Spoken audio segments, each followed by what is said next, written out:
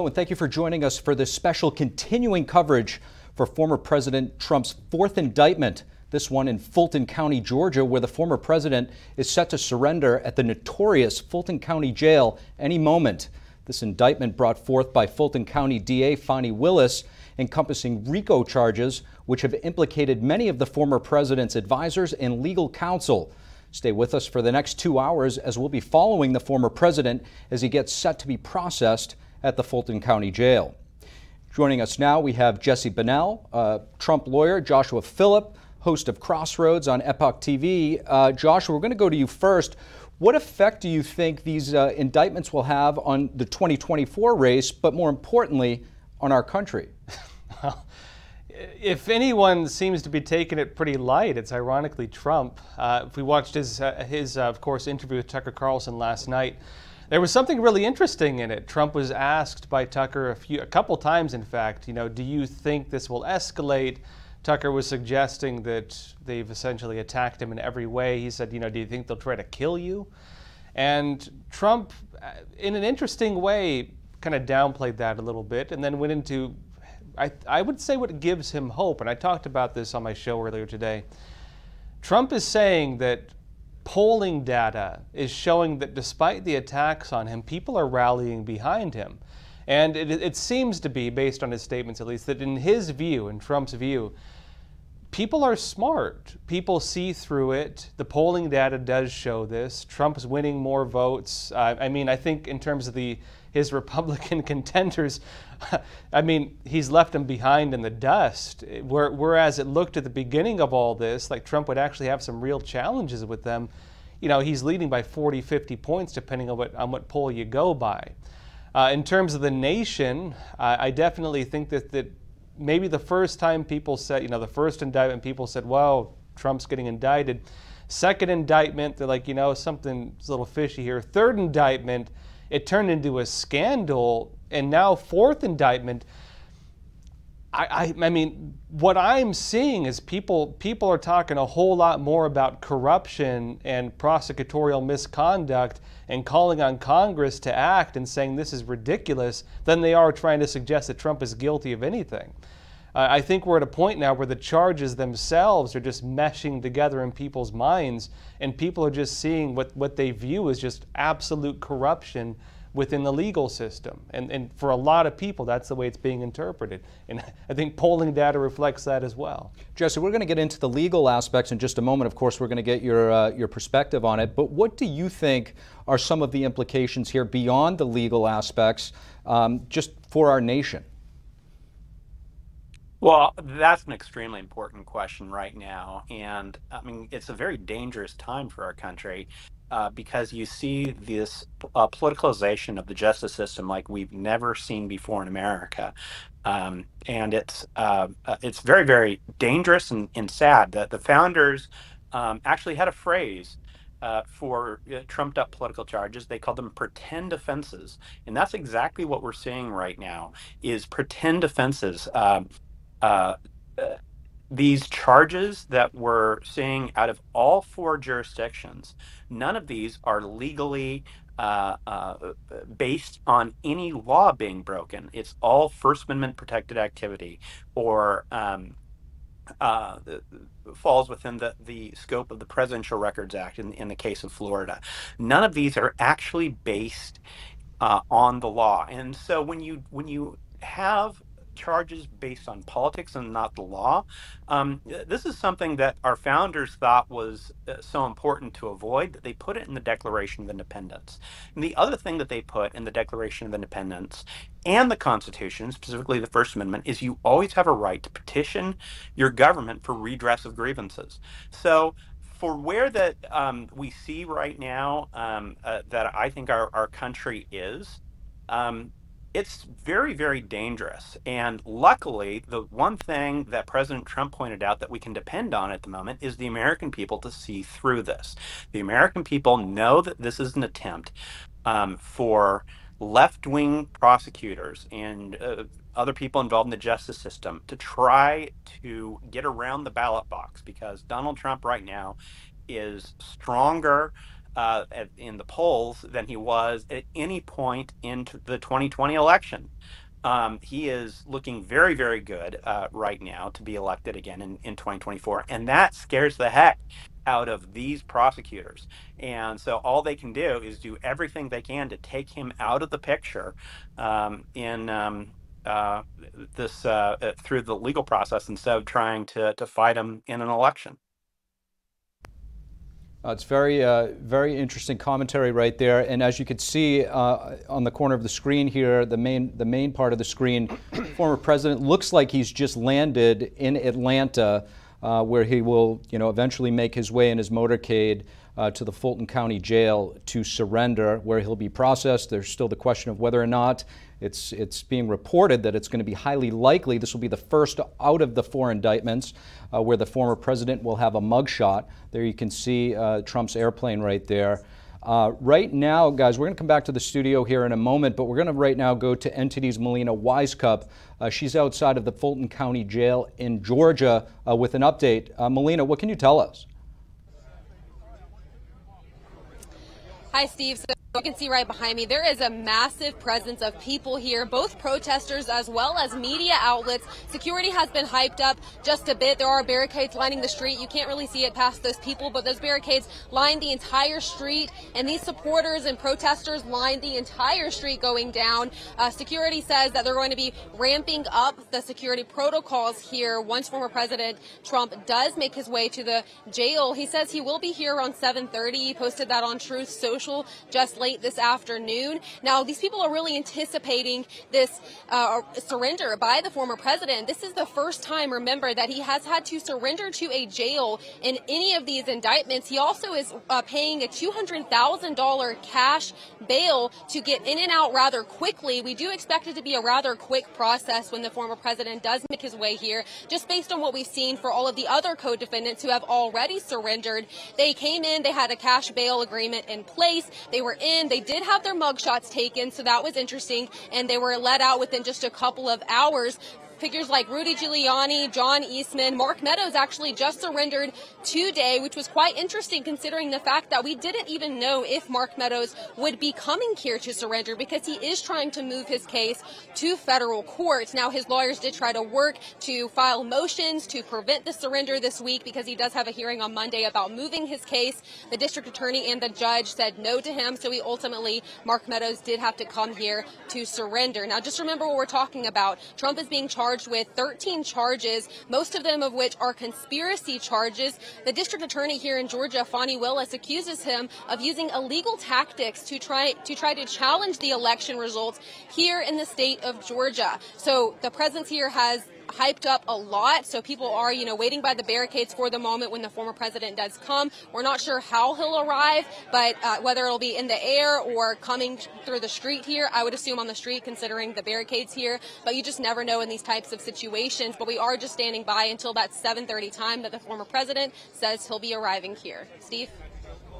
And today's Melina Wisecup with a report from the Fulton County Jail in Georgia. Melina, we'll come back to you in just a little bit. Thank you for that update.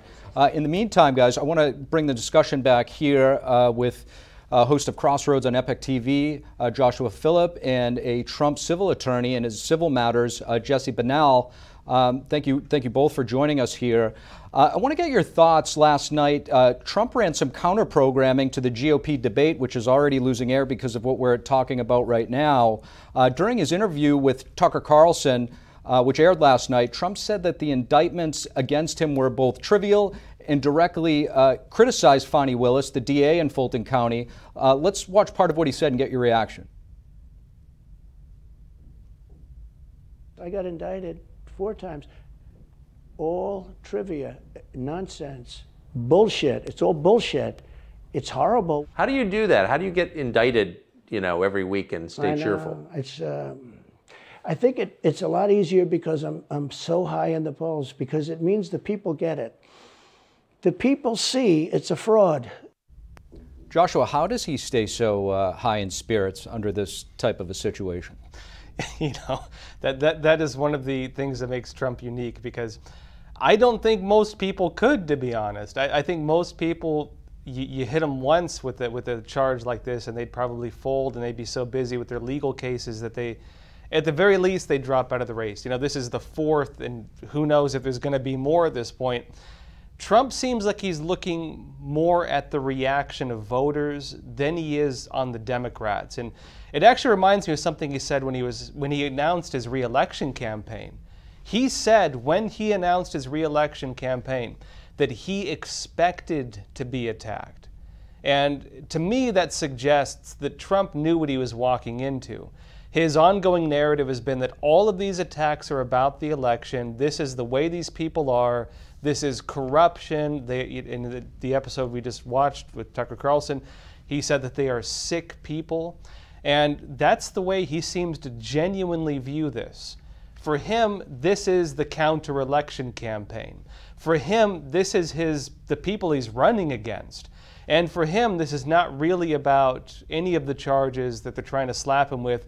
This is just the way the system is that he's trying to show people and saying these problems exist. And I think people are watching an incredible, just live action, visceral display of everything he's warning about. I think for him, I think he genuinely believes this, that this is a pure example of the very thing that he's campaigning against and the very thing he's hoping voters realize exists. And when he sees the polls go up every time he gets indicted, for him, that's a sign of hope that people get it, and he's probably going to win, at least based on what based on his words. Jesse, I mean, whether you love or hate the president, you know the president personally as a client. When you go to, Mar-a-Lago, you see the life that he lives. He doesn't necessarily need to put himself through this. With that said, why do you think he does it? Because he loves the American people, and he loves America. You can't be around him, and he doesn't when he doesn't bring up how much he loves this country and how disgusted he is with what the Biden administration is doing to this country. And he knows that he's in the best place to go up against these people and beat them. And we're really talking about this permanent government bureaucracy. The people that have been running D.C. during Republican administrations and Democratic administrations for years. And no matter which administration comes and goes, it's these permanent bureaucrats that always stay there. And they're the ones that really, for too long, have been running the show. And Donald Trump is the first one to ever stand up to them. And now they're trying to put him away for the rest of his life. And so he knows that because they're so determined to take him out of the picture means that he is on the right track, and he is in the best position to fight for the American people, to fight to give the American people the government that they were promised by the founders in the Constitution. And the unfortunate fact is in doing that, we've seen these permanent bureaucrats and left-wing radicals show their true color and try to drag America down into the depths of Marxism that unfortunately so many other countries have fallen into.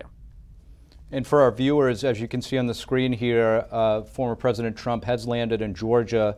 We're waiting for him to exit his plane and make a departure toward the Fulton County Jail, where he will surrender and technically be arrested.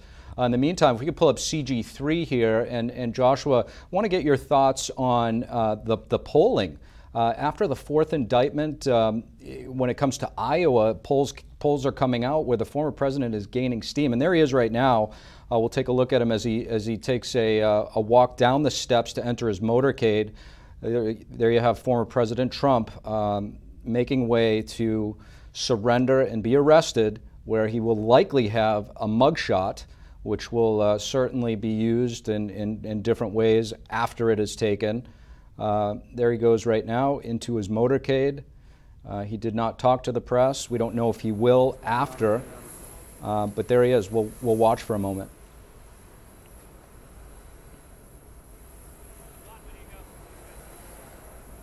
Well, as the camera focuses here, we're kind of losing the photo. But anyway, Josh, What are your thoughts on some of this polling that we see coming out after this fourth indictment?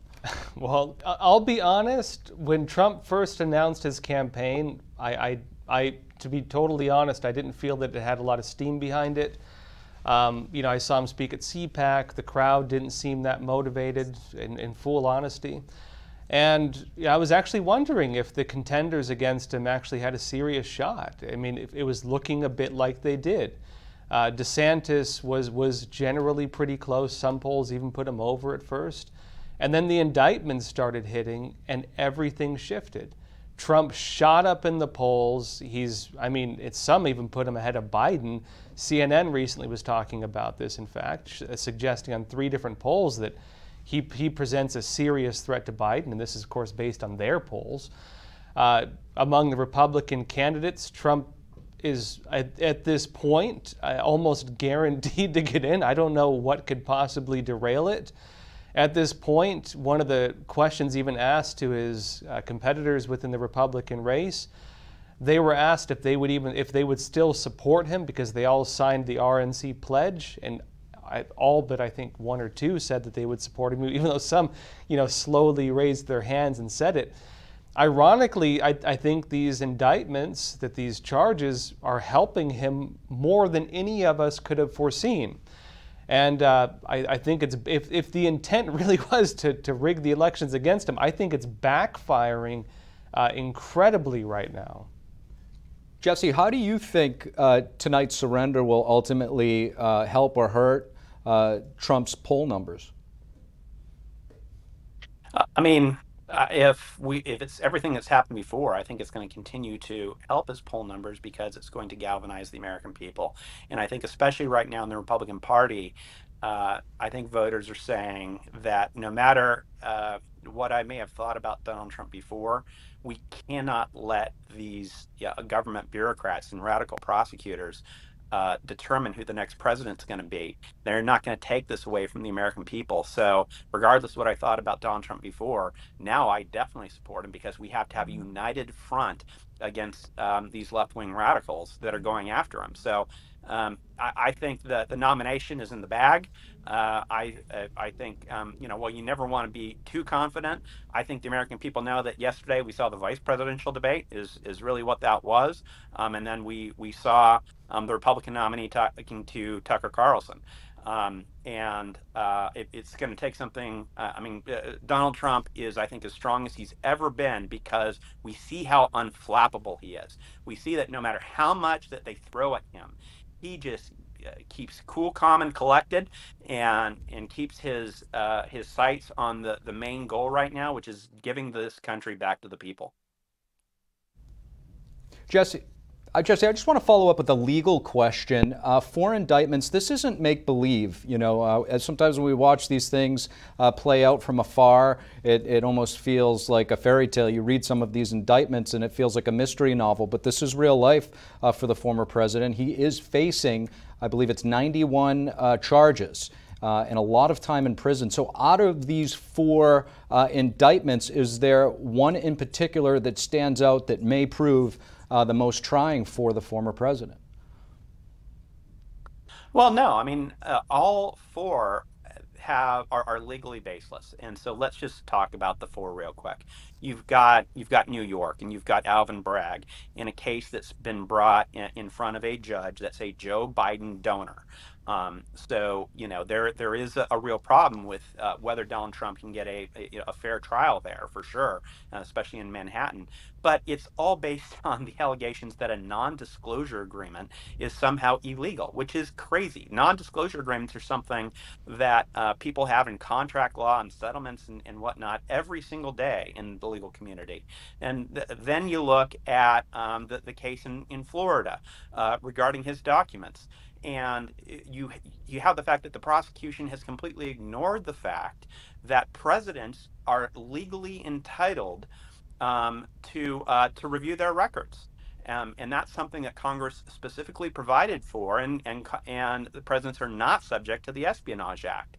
That's something that legally is very, very true. And then you have these kind of cousin indictments in both D.C. and Atlanta where it's charging some sort of weird conspiracy to engage in protected First Amendment activity.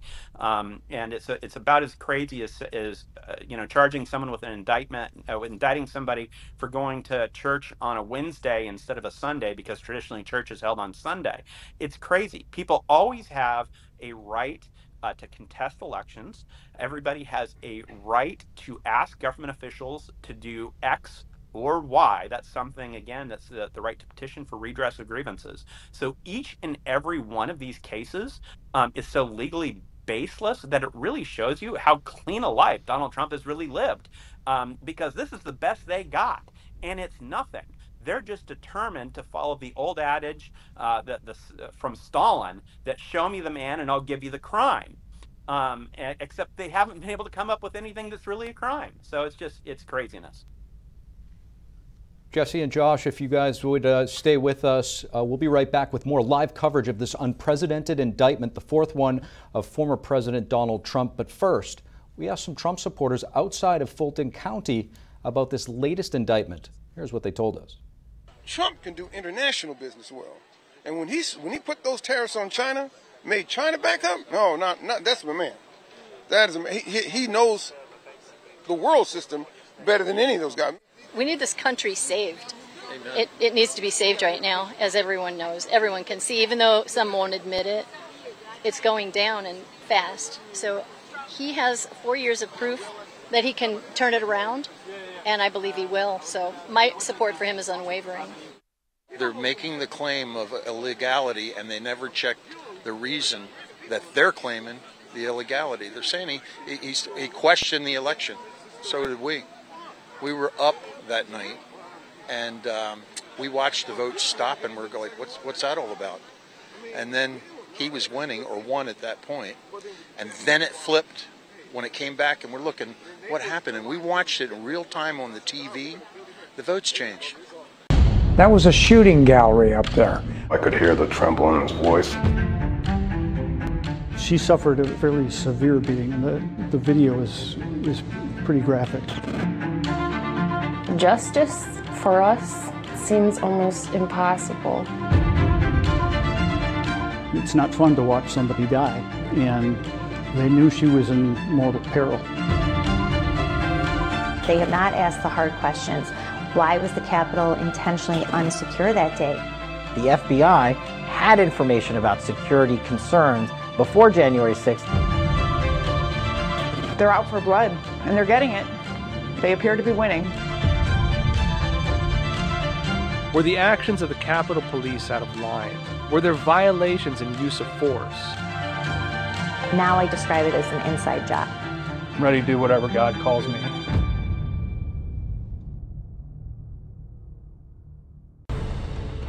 In every country communism gains power, authoritarianism and death followed in its wake. Communism promises a world without suffering, and yet, in its execution, does the exact opposite. Following Lenin's death, Stalin's 29-year reign killed an estimated 60 to 66 million people. More famines and purges would occur. The very peasants that communism was supposed to benefit instead starved to death under its rule. The party dictates what is right and wrong. Mao ended up killing between 50 million and 70 million people. As an investigative journalist, I want to understand why.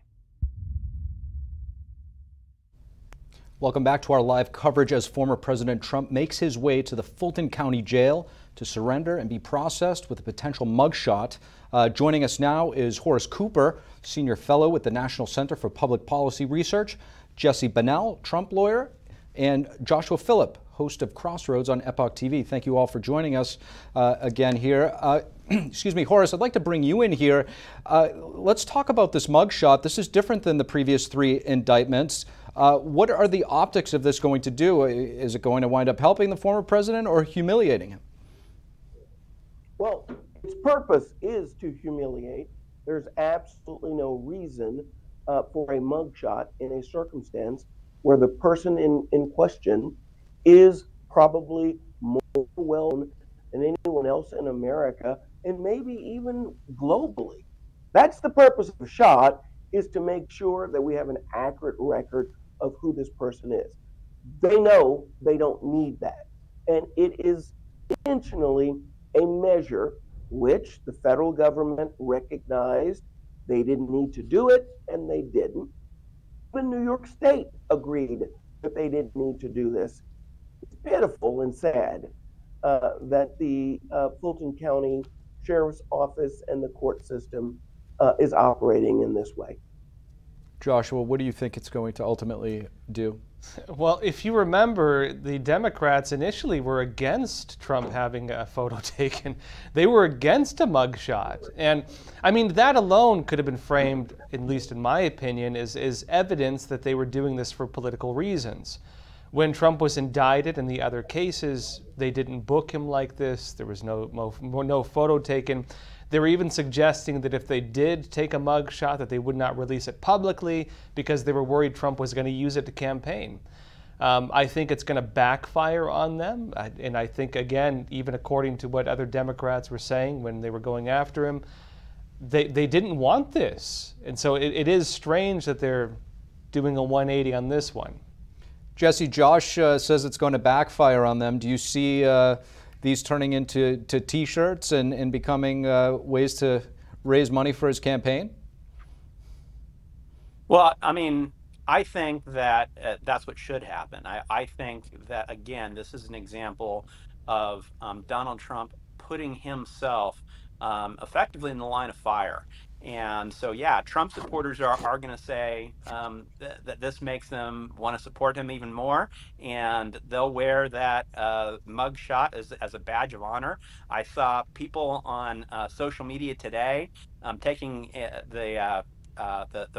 the format of the mug shots that have been used for other defendants and putting their own picture on it as a sign of solidarity, which I think is just excellent.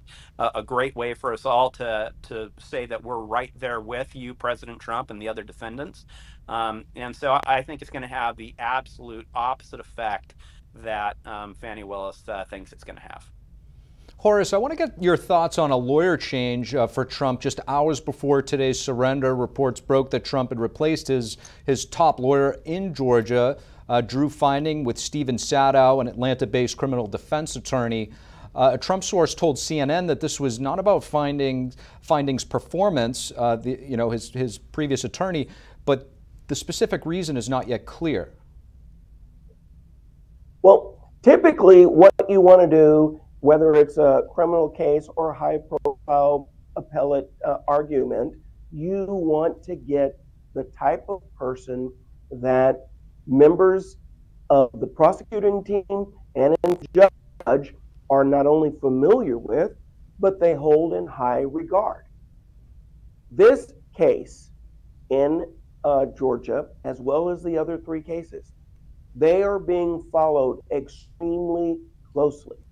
And if you have a high-profile attorney raising objections that are ignored or just not given due consideration, it creates a record problem as the case or trial were to move forward. One of the things that we see in regular criminal court cases and, as I said before, appellate advocacy cases is judges understand that those experienced and highly regarded advocates are to be given a little bit more deference. We're not to just simply ignore them, and we trust that they're not going to be wrong on the law and they're not going to raise frivolous objections. So this is actually a very, very smooth, clever, and useful move on the part of the Trump legal team.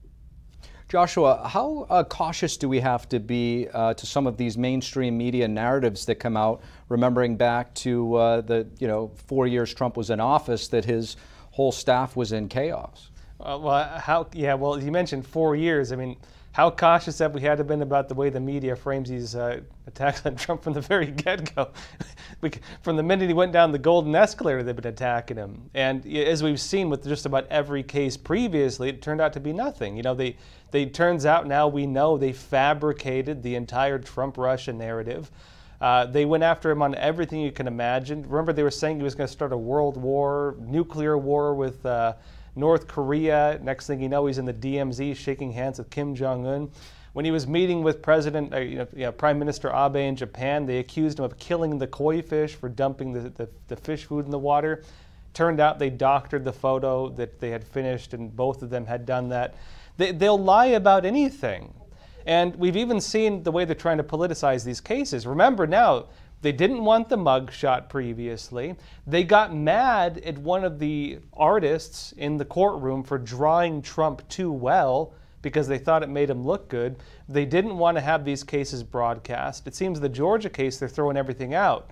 They're going to have the mugshot. They're going to allow media in there. And I don't think it's going to serve their interests, frankly. Jesse, could it just simply have been as simple as the former president found a better attorney that's familiar with law, practicing law in Georgia? Well, I mean, I think both these lawyers, in fact, everybody on his team in Georgia, in my experience, are excellent lawyers. And the one thing that I can say is that it's an embarrassment of riches for his legal team as opposed to Fani Willis and her lawyers in her office. They're going to be able to, as far as legal skill goes, they're going to run circles around Fani Willis's team, legally speaking. I've got no doubt about that. So the question is, can President Trump get a fair shake? And that's, I think, what we're going to see in these the days and weeks ahead here. You know, we got some important things coming up, such as the removal hearing that is going to occur on Monday. That doesn't directly involve President Trump at this point, but involves Mr. Clark and Mr. Meadows, which I think is extremely important because it shows that when federal officials are acting in their official capacity, you can't simply have state actors that take and prosecute for them for that. That needs to go through the federal system, and eventually those cases need to be dismissed. So if there's a fair process, then we're going to see those cases dismissed, because this case is on all fours for that. It's I think the clearest example I've ever seen. And so we'll just have to wait and see on all that, but I'm very confident in this legal team in Georgia. Horace, Jesse mentions Fulton County District Attorney Fani Willis, who today asked the court to set an October 23rd trial start date for all 19 defendants. That's 4 months earlier than the date that she had originally proposed. She changed her mind after one of the defendants yesterday asked for a speedy trial. So, Horace, can you talk about the overall legal strategy by the Trump team and the prosecution side as well? Well, I agree that this prosecution team is already over their head, but they are already behind the 8 ball. Here's the circumstance. You have so many defendants, and you have this multiplicity of charges, including the ability of these defendants to have their case removed. There is absolutely not going to be a circumstance. I can just promise you this: they're not going to let the judge in this case is not going to let every single one of the defendants all sit in the same courtroom all at the same time and have one trial. Possible that a person who's asked for a speedy trial may end up getting their trial to happen quick, but all that's going to do is show that Fani is not ready for prime time. Whenever you see a case where a defendant asks for their legally protected right to a speedy trial, they're asking the prosecution to put up or shut up. Show what you've got, straight that you have met all of your disclosure requirements, all of your Brady requirements. Let's get ready for trial. And then if they're not ready, you'll see plea offers come forward. That's the advantage of one or two individuals asking for a speedy trial. I agree also that this removal statute, the federal statute that allows those individuals who are operating while they are federal office holders to be able to have their case heard in federal court, is very likely to have a significant impact on the ability of this prosecutor to be able to make her case. Her case isn't really solid in the first place because she's going to have to show us that besides public advocacy, besides contacting elected officials, besides insisting to the world that he carried the state and that only because of unlawful behavior was he denied, they really have to show people sat down, agreed to a conspiracy, show who those conspirators were and what are the actions.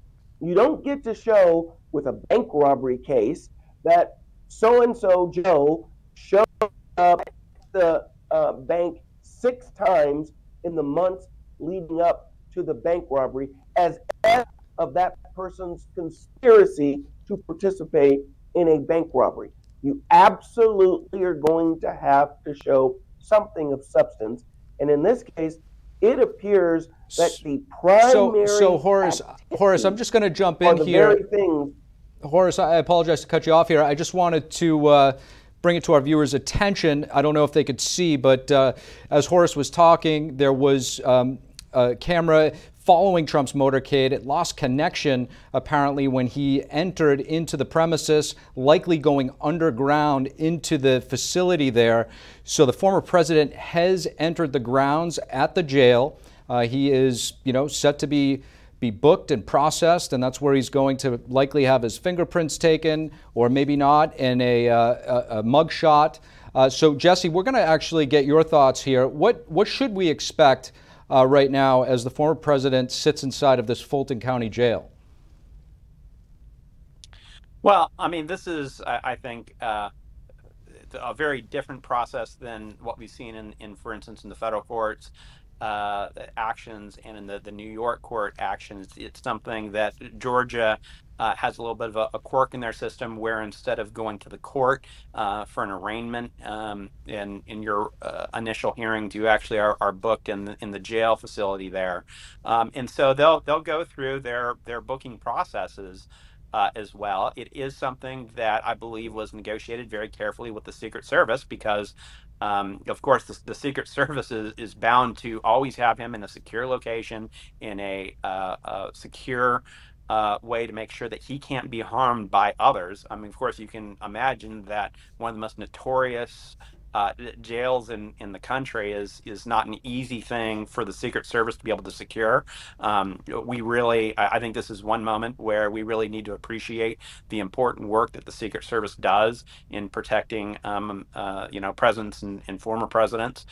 They really do put their life and their safety on the line, and that's something where I think this photo op that Fannie wanted so badly to have him booked through this process really did nothing to advance her cause. All it really did is make a nightmare for the good men and women of the Secret Service, and so it's just, again, an entire circus that they have going on in Atlanta that was all so unnecessary and avoidable. Yeah, and as you can see there on the screen, the aerial footage of Trump's motorcade, looks like there's a little bit of an overhang there where the former president's vehicle may be parked as he walks in and enters. So Joshua, just to go back to what we were talking about, how do you see this playing out in terms of Trump's legal team and their strategy? Well, a few things on this. First of all, Trump is a former president of the United States, not to mention one of the leading political candidates. He's going to have Secret Service detail with him. It's going to be a constitutional crisis if they try to hold him in there. It wouldn't surprise me if Trump said, hey, I'm not going to pay the bail, let's see you try to keep me here, because it would initiate a constitutional crisis. They couldn't do it.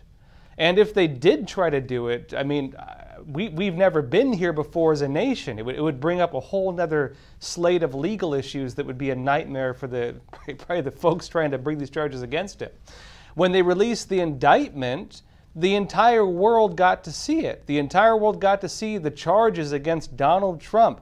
Oh, he said he was watching TV. Oh, he made fun of Mike Pence.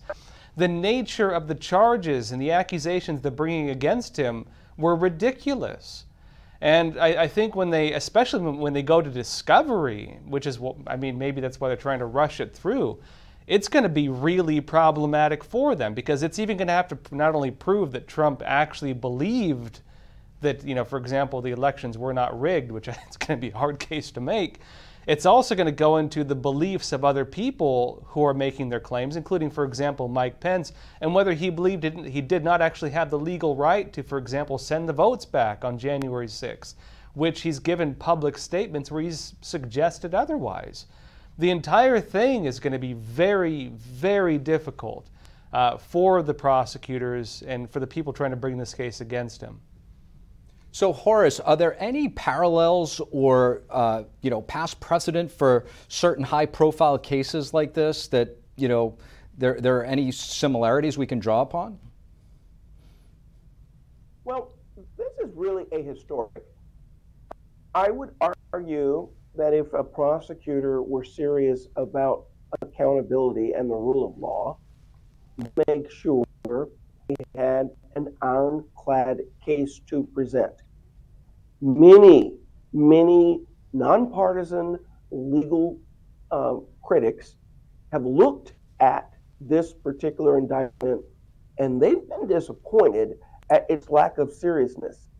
It appears that it's precisely because of the prosecutor's lack of a lengthy experience as a prosecutor that a very, very weak case was brought forward, and one that normally the senior prosecutor, if the junior prosecutor brought that forward, would say, okay, well, we don't really have enough here, and we're just not going to go forward with it. Unfortunately, that didn't happen here. So that makes it ahistoric. So as we've been watching here on the screen, the aerial view, former President Trump making his way inside of that Fulton County jail, the notorious jail, where we actually have NTD's Melina Wisecup there with an update. Melina, if you could just kind of give us an idea, what have you seen when the former president rolled through?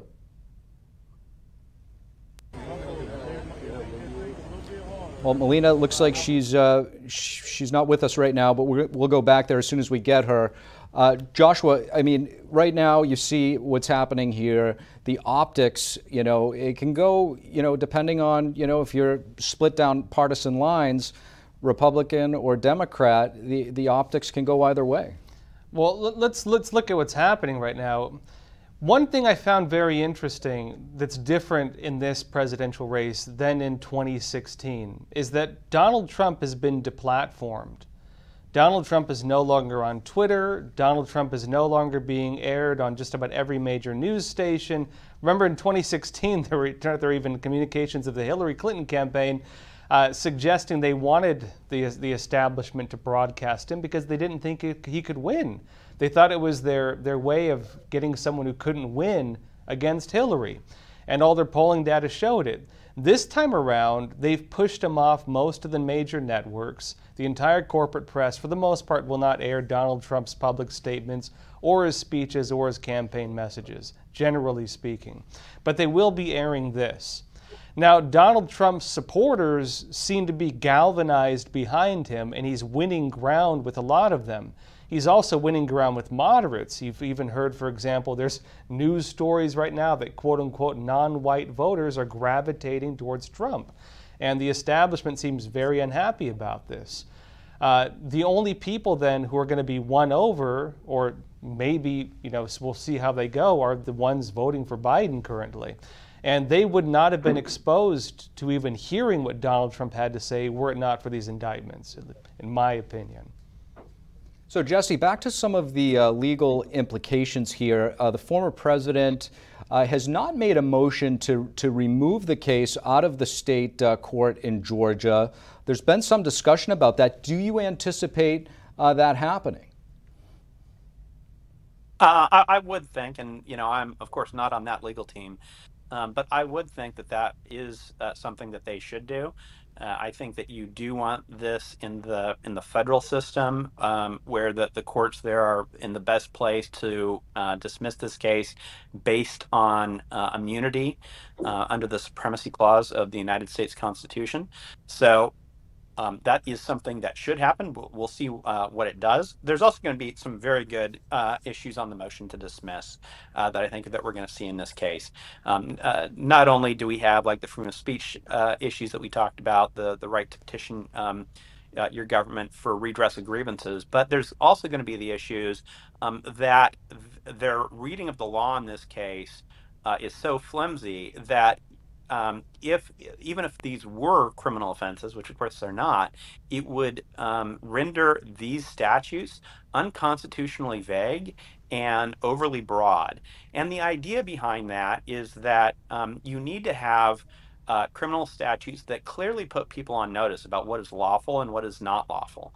And if it's so vague that you don't really know what activity is lawful and not lawful, well, then you can't be held responsible for it. And that's especially true when it comes to issues of freedom of speech, freedom of assembly, freedom of religion, and the right to petition your government for redress of grievances. Because one thing that the founders were very, very concerned about was chilling effects, was the ability of the government to essentially encourage people not to engage in their First Amendment rights because, well, Group A, we're going to let them get away with it, but Group B, if you try this, we're going to throw you in jail.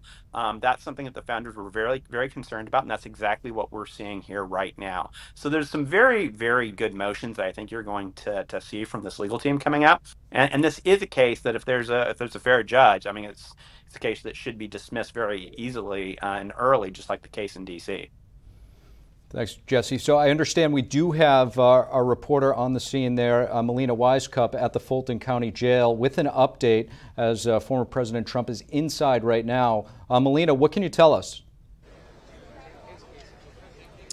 Yeah, Steve, like you mentioned, the former president did make his way inside the Fulton County Jail just moments ago, and he didn't come through this Rice Street entrance, which is right behind me. This is where all the supporters gathered. This is where the majority of the media has gathered. He entered through a different location about less than half a mile down the road called Jefferson Street. There was less media over there, less space, but it was a more secure location, so that might be why Secret Service chose to take him to that location. The one interesting point, though, is that former President Trump did tweet Truth Out earlier today, or actually yesterday, about the rally here at 10 a.m., which is the reason why all of these Trump supporters gathered here at this location, because this was the address that Trump put on that Truth Social about where the rally would be. So they're all waiting here to see him. Unfortunately, they missed him. He went in the separate entrance where there was much less people. He may have been just trying to make a point here and try to rally all of these supporters here to just make a point to both the media as well as these local law enforcement officials that there are still people that do support him,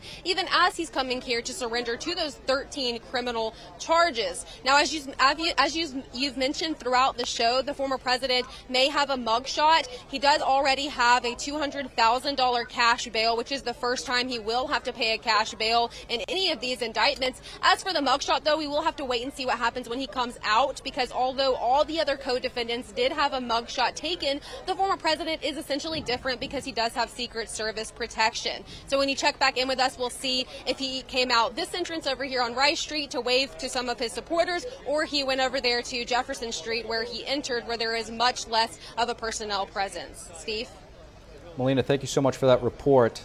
Back to the studio here. So, Horace, I want to get your thoughts. Melina there in a report mentioned the former president's going to have a $200,000 bail. We saw Rudy Giuliani going to a bail bondsman. Are we going to see the former president on his way to a bail bondsman? Well, I doubt that. But I do think it's telling how many of the sort of expectations of a legitimate criminal justice system, how it would operate, are being ignored. One of the things I wanted about the notice, because I do think the law ought to provide notice to individuals about what they should do to comply with the law. Novel interpretations make notice much harder. So here you have a mugshot that's going to be done. You've got bail that's going to be done. You've got this, we're going to do the booking inside the jail. All of these things were not necessary, were not essential, and in fact, both strain the Georgia state resources as well as the federal government's resources while they follow all of these types of machinations. And one quick point, Mark Meadows' case on removal, how that ends up going is going to tell us a lot about what the strategy likely will be with the Trump people. If the Meadows case is removed fairly quickly and then moves towards dismissal, I imagine that you're going to see almost the same process. But I also say that if the removal takes a while, there are a number of legitimate motions that could be filed in state court before this case can even go forward. The control room could cue the mugshot CG. I want to get Joshua's thoughts as we're, unpacking all of this and unpeeling this, and you think about, this group here with their photos being marched through. These are, attorneys. These are former government officials, a former chief of staff to a president, mayor of New York City, America's mayor, as he was once called. It does raise the question of the optics of this. You saw Rudy Giuliani going to the bail bondsman. Well, it's interesting because we should look at this not even just as a U.S. issue at this point, but instead an international issue. You have the president of Mexico criticizing America for being politically corrupt.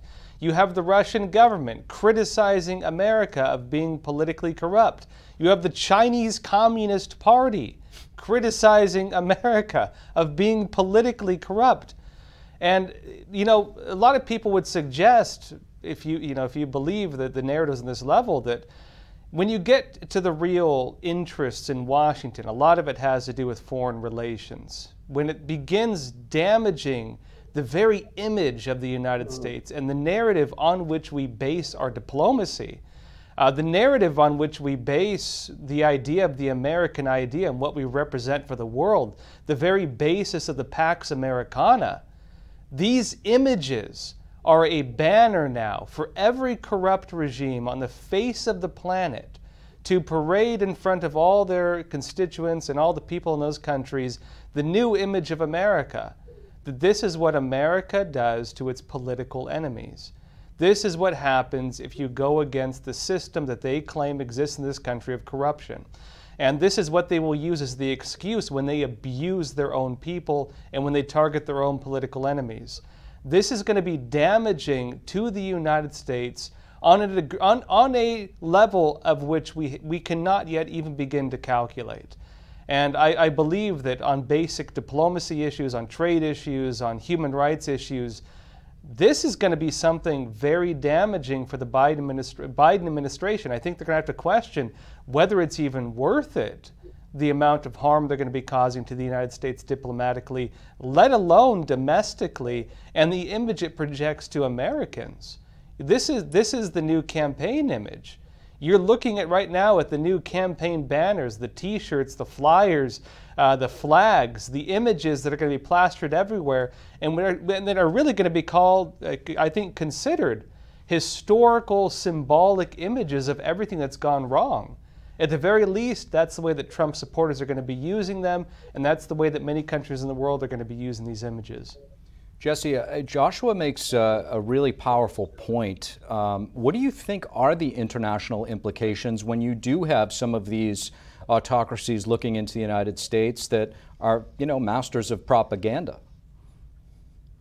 Well, I think Josh is exactly right, and we've lost all moral authority in the world if we do not take and fix this. And that's why I think one of the really important things that happened today is that Jim Jordan and his committee are now investigating Fannie Willis, and they need to continue to also investigate the other prosecutors involved in this as well. We need to have congressional action to make very, very strong legal changes that make it so that political prosecutions in this country are not only illegal, which they already are. It's already a violation of civil rights under color of law. It's already a federal offense. But it needs to be a much harsher penalty for prosecutors that engage in this behavior, and we need to have accountability. At the end of the day, it is extremely important that these prosecutors face justice for what they've done for destroying America's moral authority in the world. So Horace, with a world that we seem to be living in with so much relative subjectivity in interpretation, different interpretations, how easy do you think it will be to ultimately prove what Jesse is talking about? Well, I think the left, by endorsing these types of actions, there has been no prominent liberal, except for perhaps Professor Alan Dershowitz, who has denounced this sort of behavior that we're witnessing. It's lawfare, and it's an attempt to change. Horace, I apologize. I have to cut in on you again here. The former president is now departing. He's departing the Fulton County Jail, where we're being told that he did have a mugshot. The former president, 45th president of the United States now, 4 indictments in. This is the 4th one. The previous 3, no mugshot. This one, we're being told you will start to see the former president's mugshot circulated. It will join, the list that we've put up on our screen before with the CG. He'll be joining former Chief of Staff Mark Meadows, his attorneys Jenna Ellis, Sidney Powell, and others. So the former president right now leaving the Fulton County Jail as we speak, excuse me, where he's set to head off to the airport. We don't know yet. He may give a speech, he might not. We're going to follow the motorcade here. We're going to bring you the latest as he departs the Fulton County Jail where the mugshot was taken. Horace, I'll come back to you now. I apologize. No worries. I was just about to make the point, however, that history gives us some information. Talking about centuries-old history, I'm talking about 2016.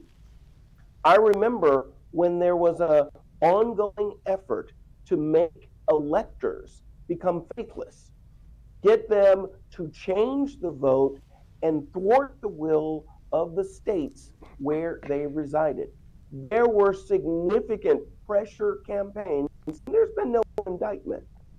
There were also so-called voter agreements, which appear to me to at least not in keeping with the notion of self-government.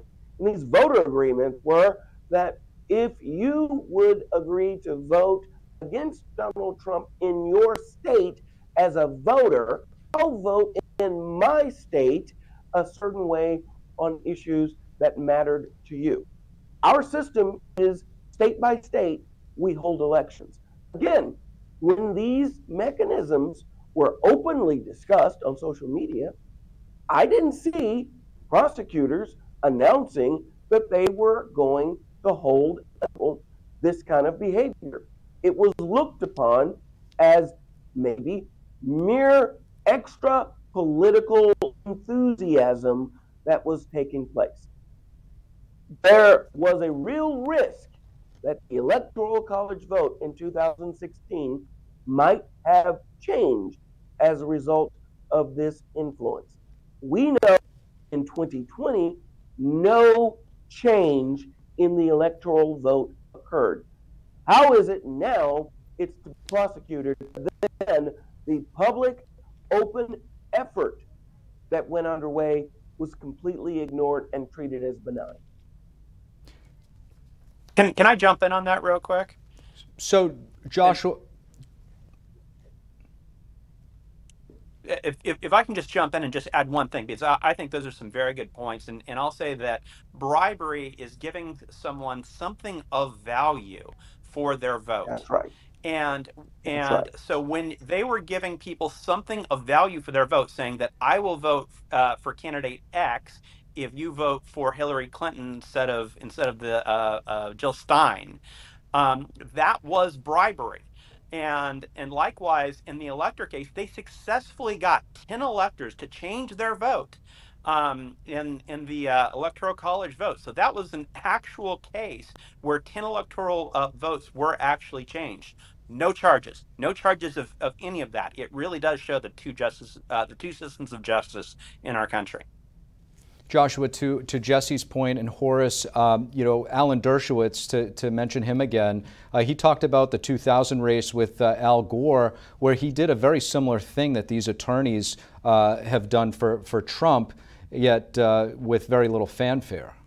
Well, I'll be totally honest. I think the Democrats better hope that no Republican ever comes into office ever again, because what they're doing right now is they're setting some really serious legal precedents. If you look at what they did, not only with the electors and getting them to switch their votes, which the Democrats did in fact do, the media was involved in it, many members of Congress were involved in it. You even had, like, if I remember right, like a lot of actors and otherwise. A ton of people were involved in it. And if they want to call that racketeering, a RICO case, that there was some kind of broader conspiracy, you could wrap up a whole lot of people in the conspiracies then and the conspiracies that followed. For example, the text messages of their quote-unquote insurance policy against Donald Trump if he were to win. For example, the creation, dissemination, and the use of fake information, being the Trump-Russia scandal, to try to prevent Trump from getting into office in the first place, to open investigations into his campaign, and even try to remove him from office when he was still president. What do you call it when you have the intelligence community working together with politicians and the media to try to remove a sitting president from office? You call that a coup d'etat. That was actual insurrection, a real case of actual insurrection. And if you want to talk about RICO and racketeering, a conspiracy to carry that out, they did that. And if you take that in context of everything else we witnessed, they have done just about everything they've accused him of doing. Yep. And if we want to see now legal precedents come back and bite them, that ammo is sitting around now. This is there now, not to mention the classified documents and everything else. Unfortunately, guys, we're out of time for this segment. Horace Cooper, Jesse Bunnell, Joshua Phillip, thank you guys so much for your perspective. Please stay with us. We'll come back with another panel in just a moment.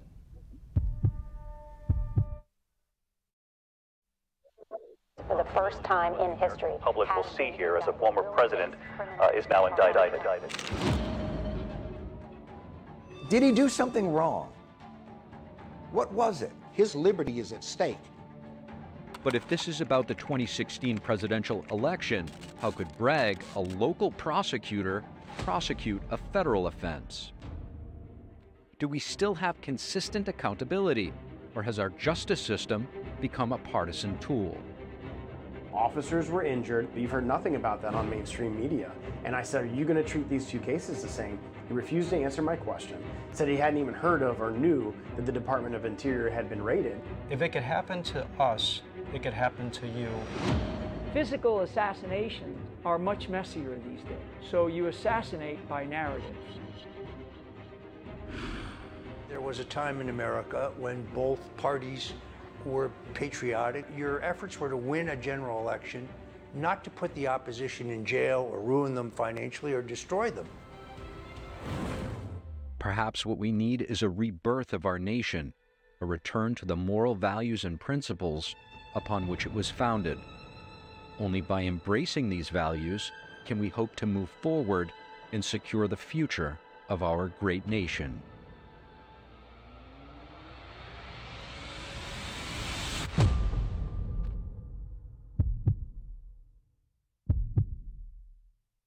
I've stated multiple times that if laws were broken, then people that broke those laws need to be held accountable. But there shouldn't be, we're going to have one standard for January 6th people who walked into the Capitol, and we're going to have another standard for those liberal environmentalist activists who stormed the Department of Interior. I held up a picture in a Judiciary Committee hearing and asked AG Garland that specific question. Here's a picture of January 6th. Here's a picture of leftist environmentalists storming into the Department of Interior. Officers were injured.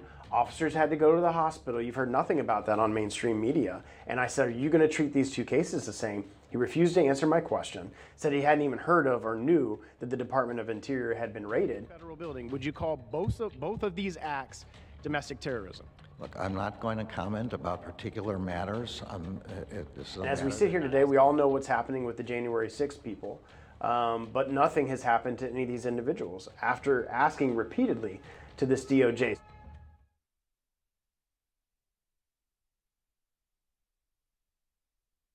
The stories that need to be told, the voices that need to be heard, the truth that you need to see.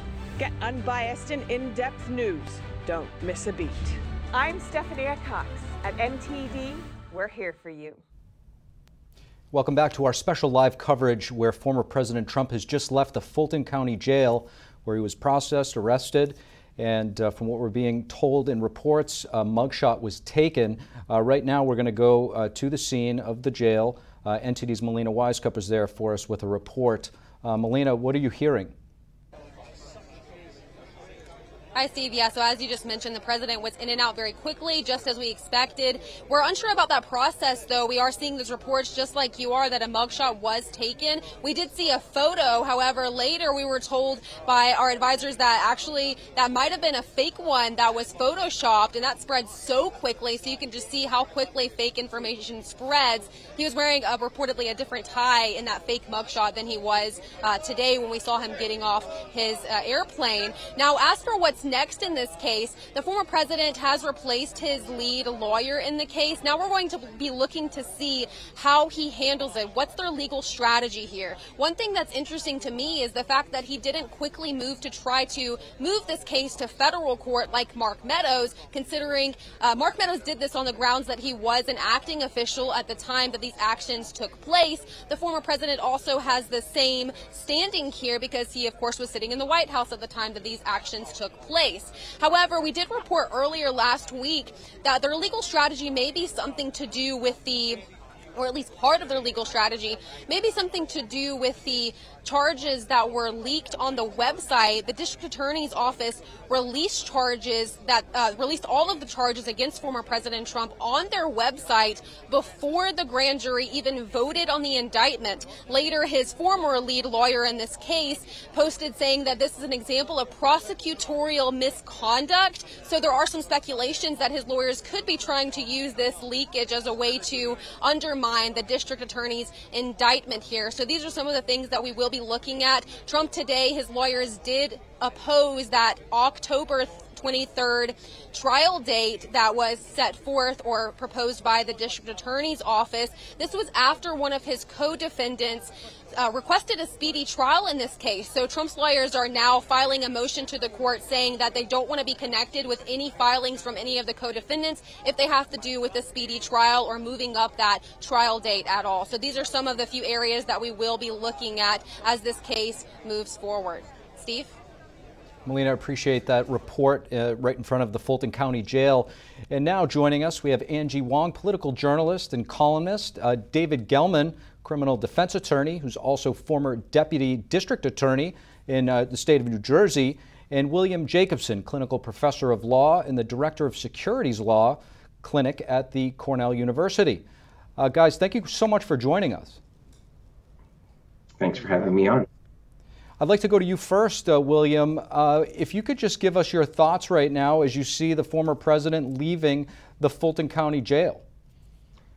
Well, obviously, this is unprecedented. It is in many ways a sad day, particularly, and I think you know my views on this, that I don't think the charges, the RICO charges, justified here, but if it was, it should have been brought a year ago.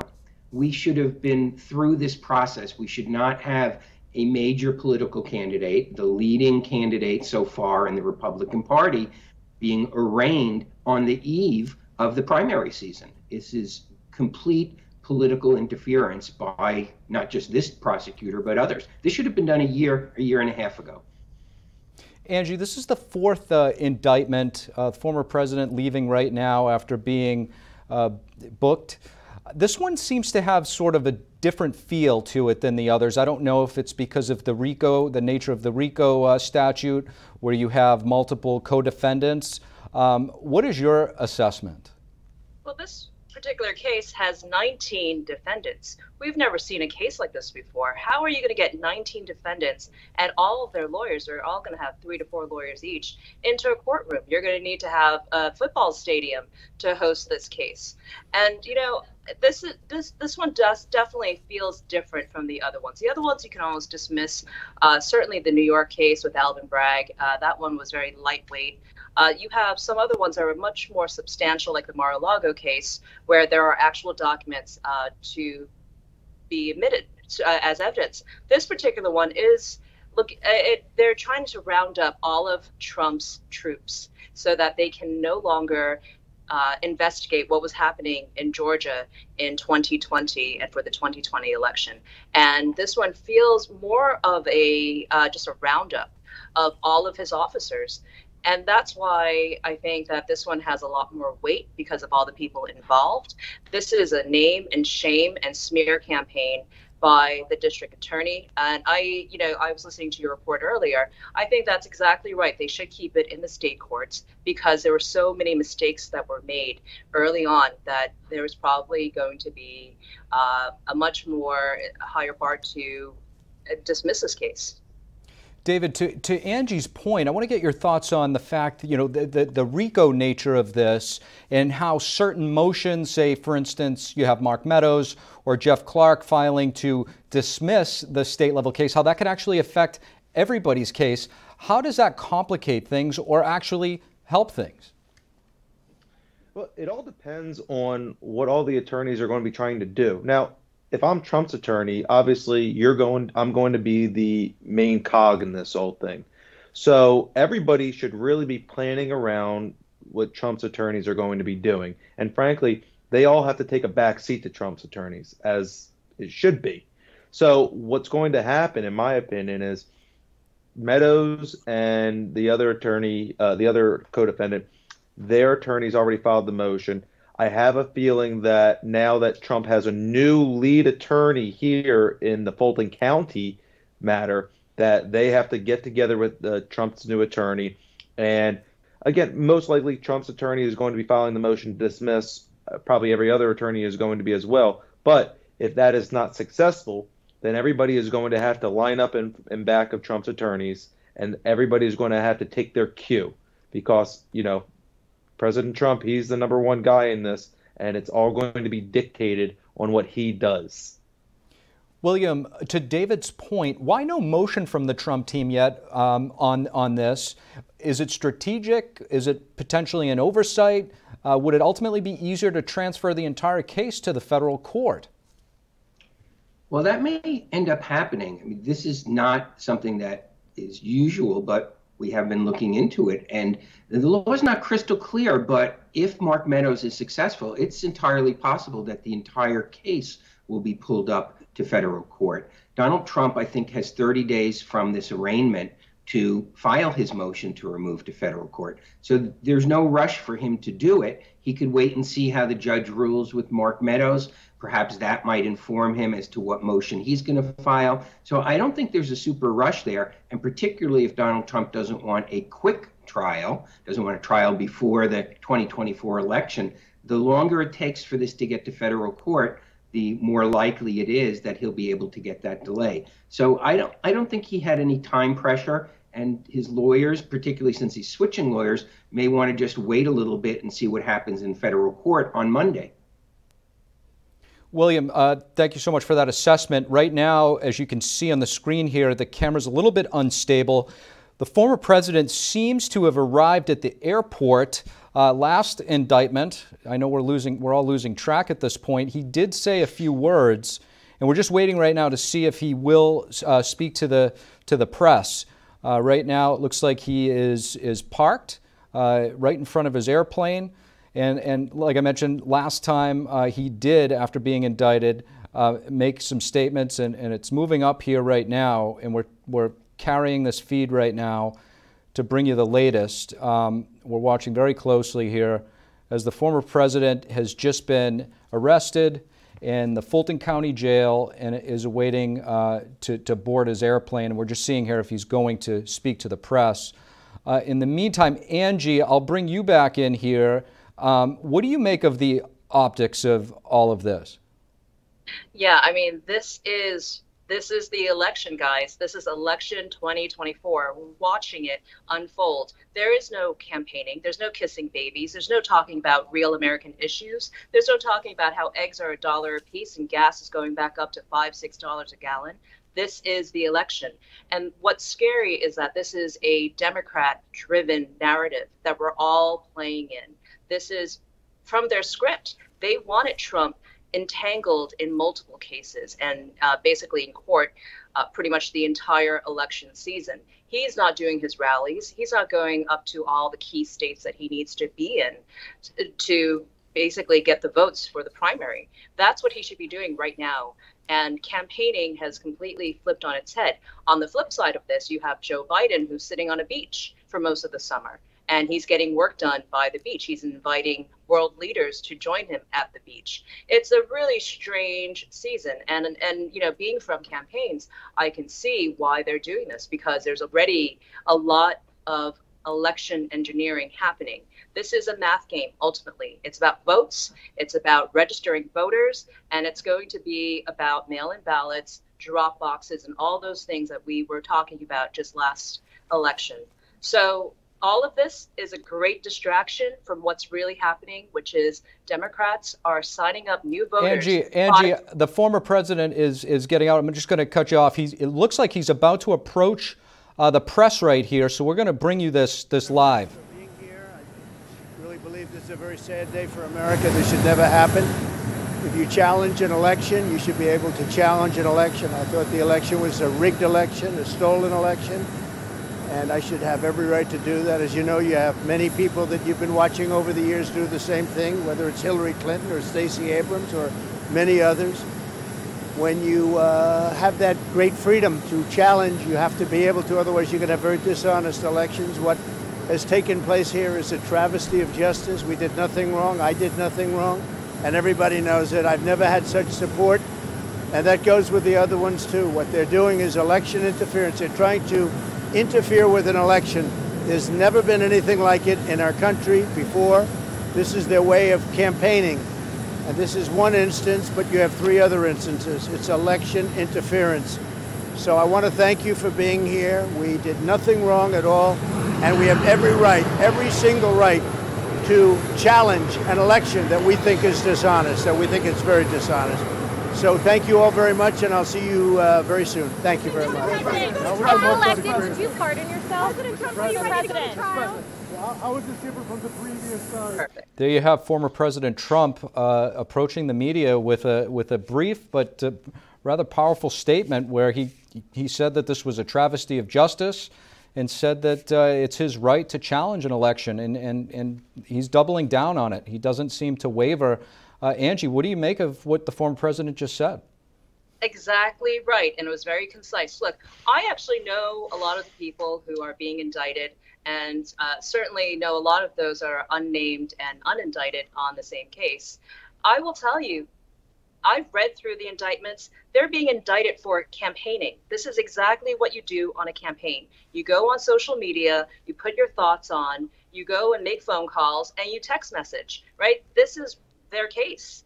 And it's unfortunate that my friends are being prosecuted for basically doing their job as campaigns. Now, you know, I can understand that Fannie Willis is basically looking at all this through her lens, which is prosecute Trump.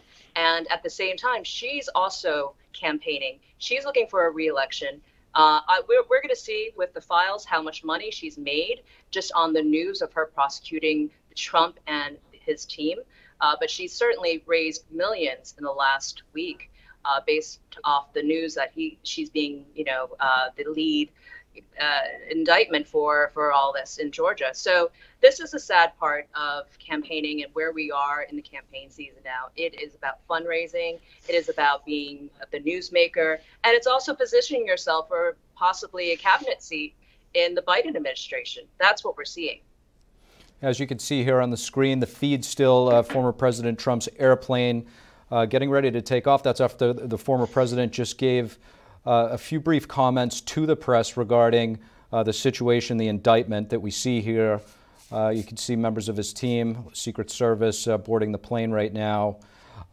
William, I want to get your thoughts. Former president there just doubling down, saying that the election was rigged and stolen, and he also invoked Hillary Clinton and Stacey Abrams. Yeah, well, that's been the issue from the start. Trying to contest and overturn an election is not itself a crime. It's permitted. It's, did you do illegal acts towards that end, which is the question. And what they've done with this RICO charge, particularly in Georgia, and the conspiracy charges in DC, but we're talking about Georgia now, is they've taken the potentially criminal acts of other people. There's allegations someone impersonated a public official, somebody tried to get improper access to a computer. Those could be crimes, and you should prosecute those people for those crimes. But because their target is Donald Trump, they're wrapping this into a RICO indictment and trying to hold him responsible for the actions of other people. And that's really the problem here. There is nothing wrong with trying to contest an election or trying to, quote unquote, overthrow an election. It's been done many times. It's been done by the Democrats. Every time this century that a Republican has won, they've tried it. There's nothing in and of itself illegal. Tell me, what is the illegal thing that Donald Trump did? And then maybe this indictment will have more credibility. But you can't just say, well, he tried to overturn an election, because that's not in and of itself illegal. David Gelman, I want to get your thoughts on the former president's statements. You know, himself basically flipping the script and calling these indictments election interference, which raises the question if, you know, the former president, he is running, he is the front runner right now for 2024. If he does get elected, what might that mean for those who are prosecuting him? That is going to be a very interesting question, Steve. We have never had this ever in American history where a potential sitting president is indicted and would be potentially going to a trial. Number one, it can't happen. Just can't. As the president, you are the commander in chief.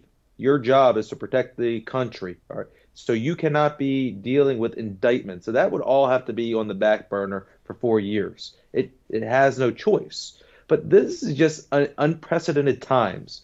Other countries are looking at us right now like we are a banana republic, and we really are, because seeing an individual challenge a election is it's American. This is what you're supposed to do. In fact, it's very interesting. Doing a little research today before coming on your show, I saw a tweet from 2020 on Election Day from Fani Willis. And do you know what she was talking about? She was saying, we have to be sure that Fulton County, our elections are secure. And she's questioning the integrity of the elections. So she is doing exactly what Donald Trump was doing and all the individuals that are working for him and his campaign.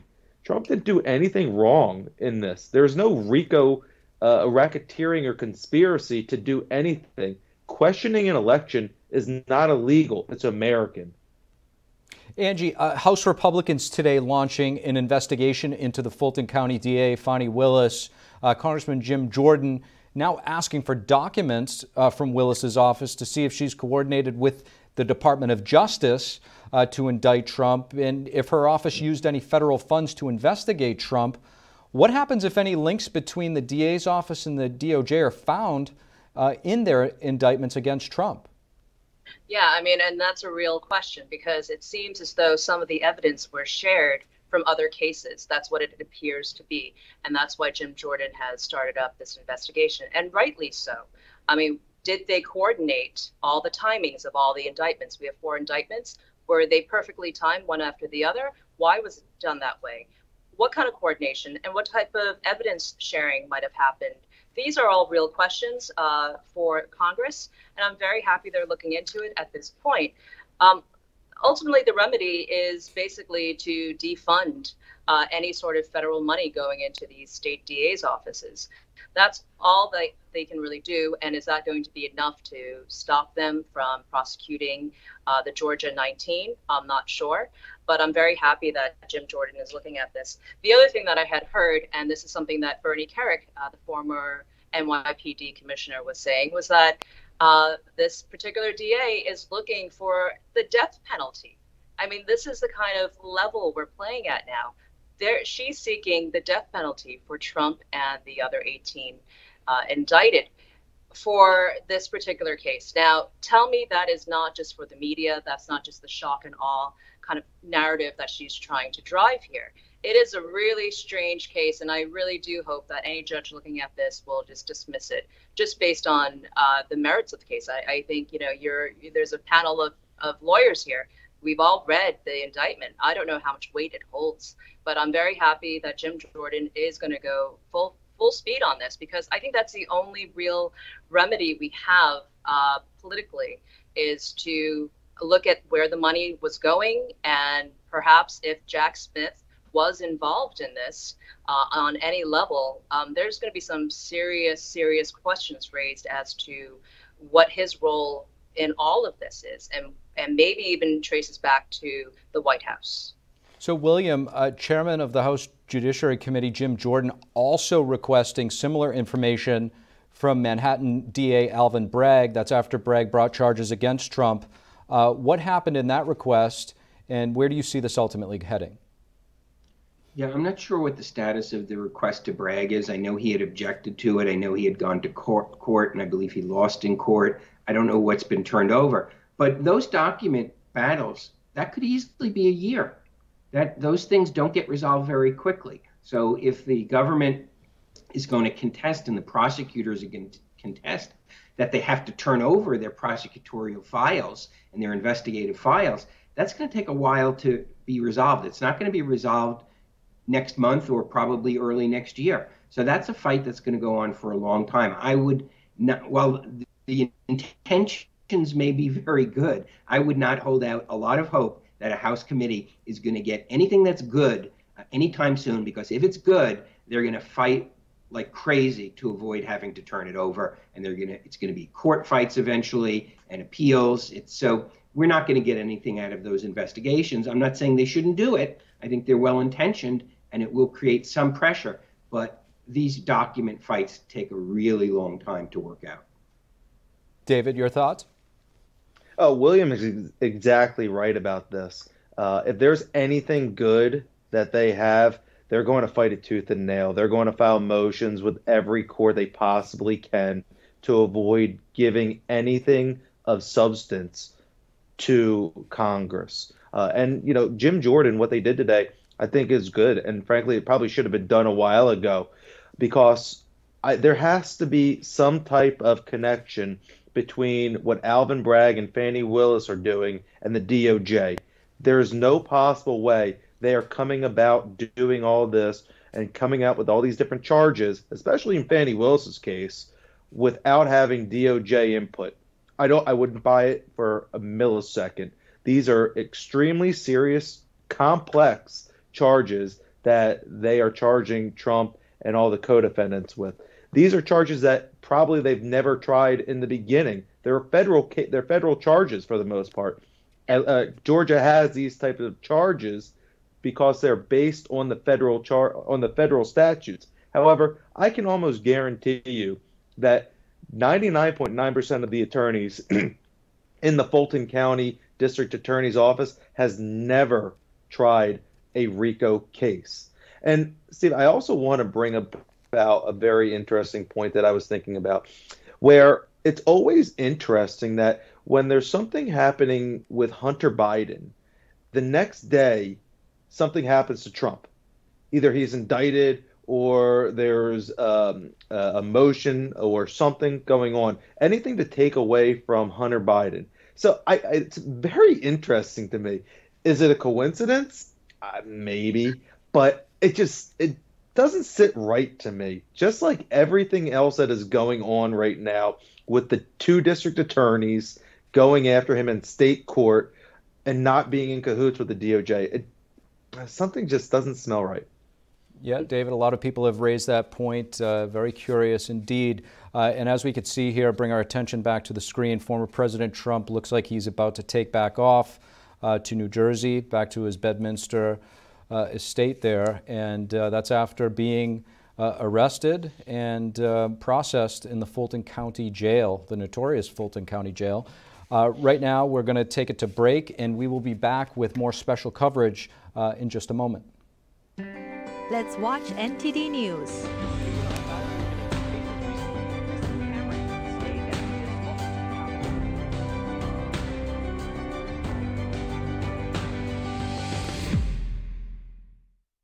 $300 million jobs globally could be impacted by artificial intelligence. TikTok could undermine the very essence of American sovereignty. It's not about what the companies actually do, it's about playing the game.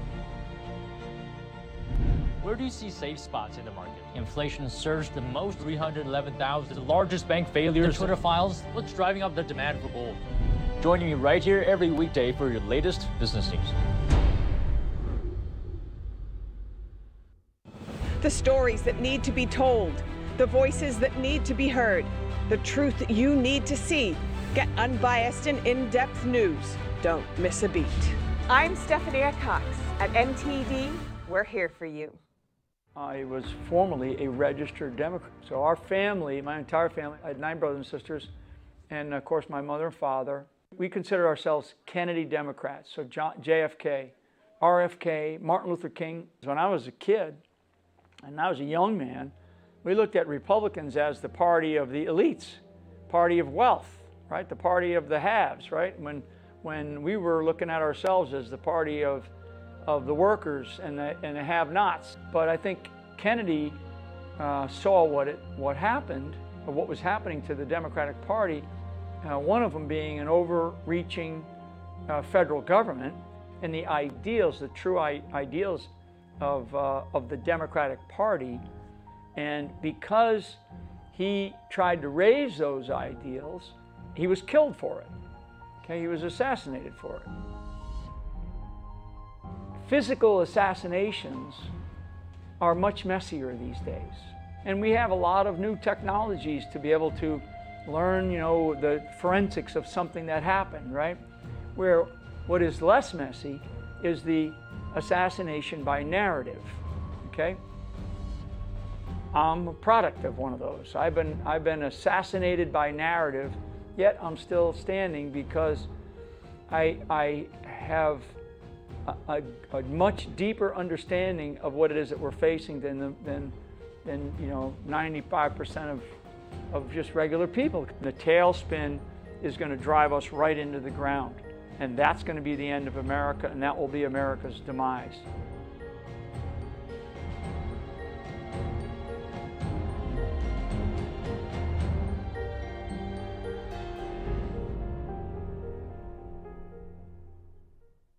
Welcome back to NTD's special live coverage following former President Trump's booking at the Fulton County Jail on his 4th indictment, where the former president was arrested. Joining us, we have Angie Wong, political journalist and columnist, David Gelman, criminal defense attorney, who's also a former deputy district attorney in the state of New Jersey, and William A. Jacobson, clinical professor of law and the director of Securities Law Clinic at Cornell University. Thank you guys for coming back with us. David, I want to go back to you. Obviously, as a former district attorney, I'm sure that you have went through these indictments a lot more closely than many of us lay folks. What stuck out to you as you were reading them? Anything in particular? Honestly, there was just no meat on the bones. Looking at everything, they're saying that Trump did an overt act. His overt act was saying, go watch this news channel as the Fulton County elections are being held. Go watch this channel. Go watch this. That is not an act of trying to overthrow an election. So reading this indictment, it's like reading a child's book almost. It is laughable.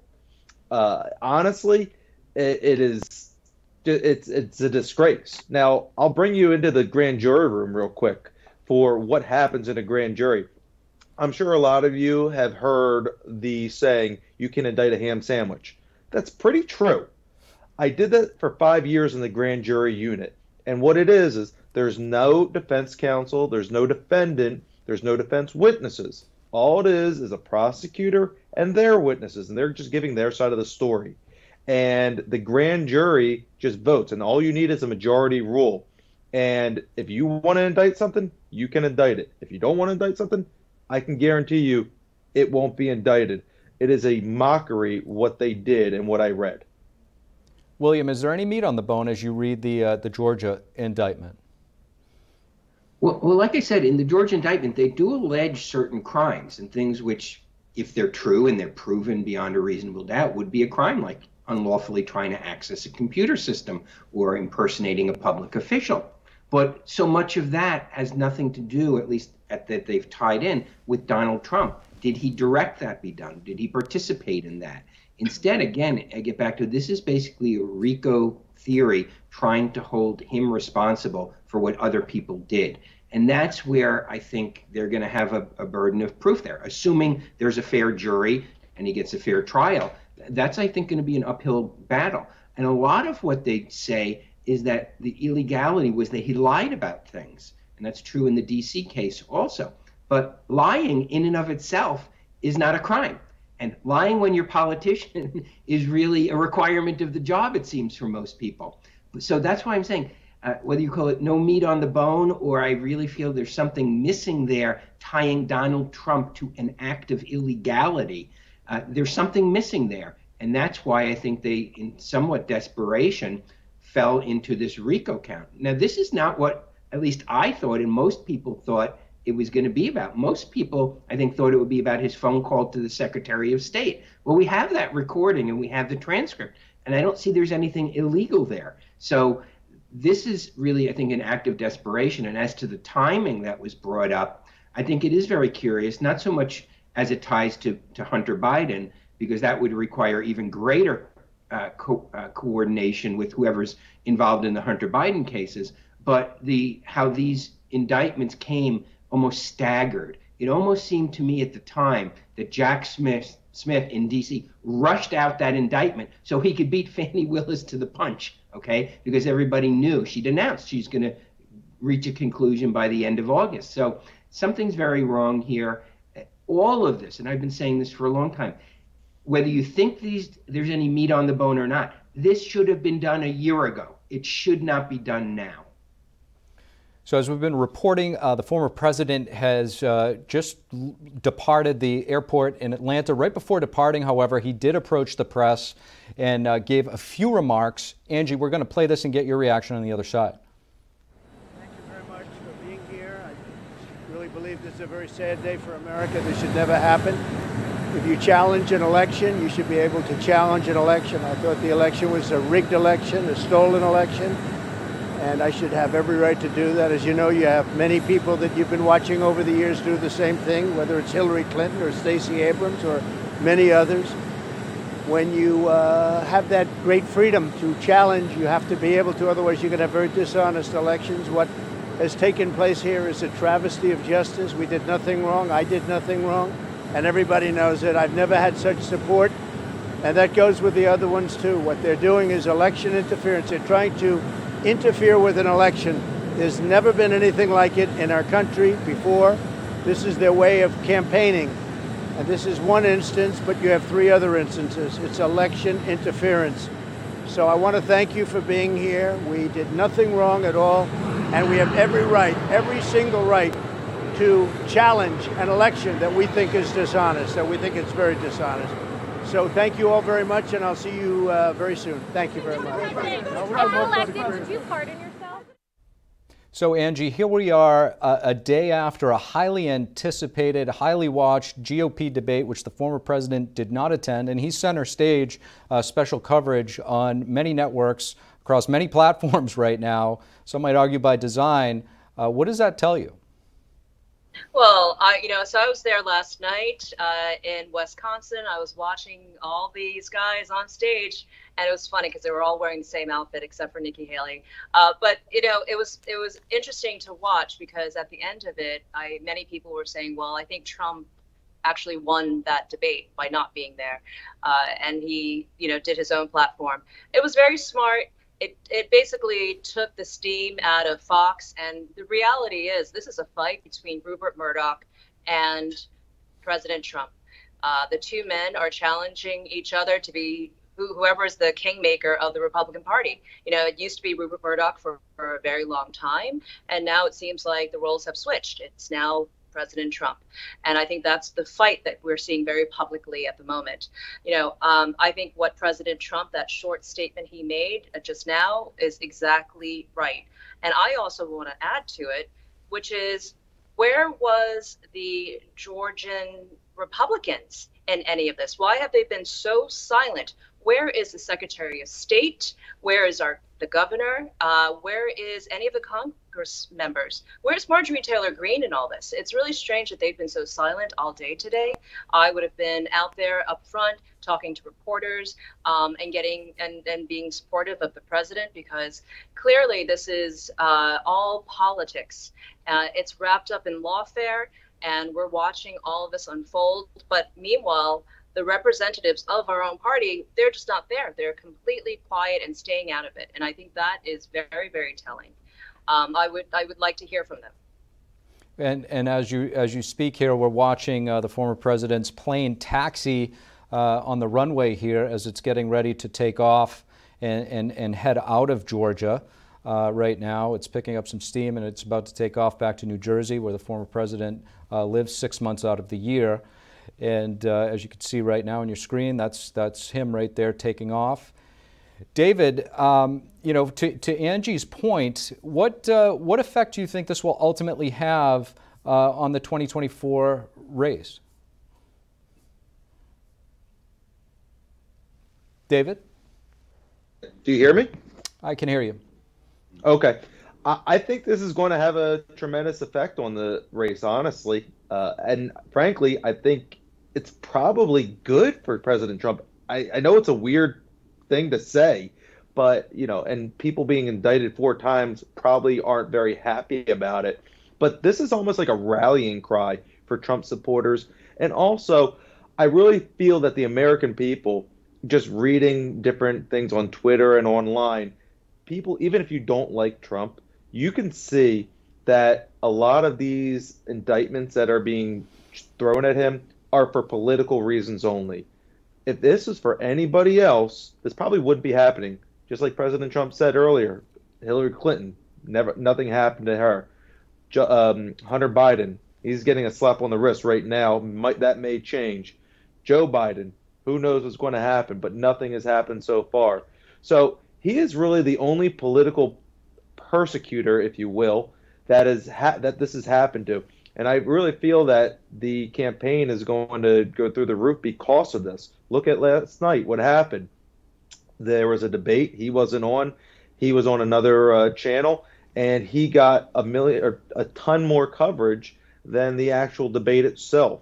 So just showing all these things. And then today what's happening is nobody's even talking about the debates because President Trump is taking all the air out of the room with this indictment and turning himself in. I can't think that this is going to actually be bad for him, as crazy as that sounds. William, I want to turn our attention to former President Trump's release conditions from the Fulton County jail, where he just was arrested. We know that Trump has agreed to a $200,000 bond, but this bond document also includes terms that he has to follow, including he shall make no direct or indirect threat against any co-defendant, witness, victim, or the community. The order adds that the above includes posts on social media, which we know that the former president is fond of and can sometimes use some inflammatory language. How would these terms, especially the specific restriction on social media, affect the way Trump might truth? Yeah, well, it's obviously he's got to be very careful because he is not somebody who is used to keeping his opinion to himself, to put it bluntly. and he has a platform at Truth Social where he, rages and all caps and exclamation points, and it's very entertaining. But if he names anybody who's a witness in any of his rants, he could have a real problem. And so he's got to be very careful. On this political point, I think you really need to distinguish the politics of it from the criminal process. That, as unpleasant as I assume anybody would be going through a criminal process, as was just indicated, this has been a boon to the Trump campaign.